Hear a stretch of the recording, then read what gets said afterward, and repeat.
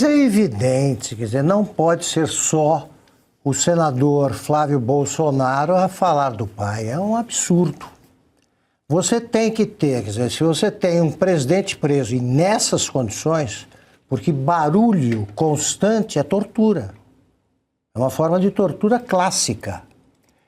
Você tem que ter os deputados e senadores falando todos os dias. Todos os dias, é uma bandeira. Não houve golpe, a gente parece que a gente se acostuma, acaba se acostumando com o anormal, acaba aceitando o anormal. Não houve golpe. E o inocente está preso. Você tem de lembrar todo dia, porque é o mais popular dos líderes. Quando nada, quer dizer, se não houvesse outros motivos, basta você ter o instinto de sobrevivência eleitoral para, como deputado ou senador, lembrar esse tipo de injustiça que o povo acha absurda. A injustiça, o povo pensa, o povo espera ouvir. Esse pessoal não fala.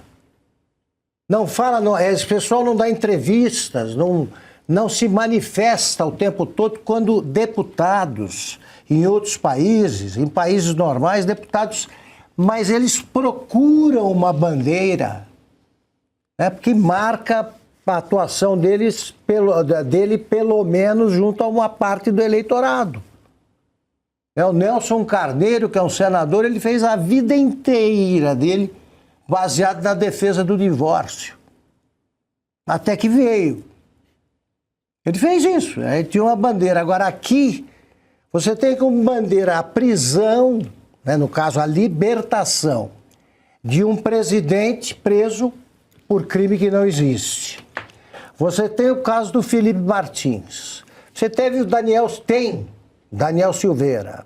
Você tem vários casos inaceitáveis. Quer dizer, se você tem uma mulher presa porque escreveu com um batom a frase criada por um ministro do Supremo, ex-ministro no caso, presidente do Supremo até outro dia, o Barroso. Então eu não entendo, né? Parlamento tem tudo a ver com falar. A semântica recomenda isso aí. E o pessoal fica aí procurando bandeiras. Aí quando você tem a maior das bandeiras, a mais mobilizadora, esquecida por gente que deveria lembrar, até porque foi eleita pelo Bolsonaro.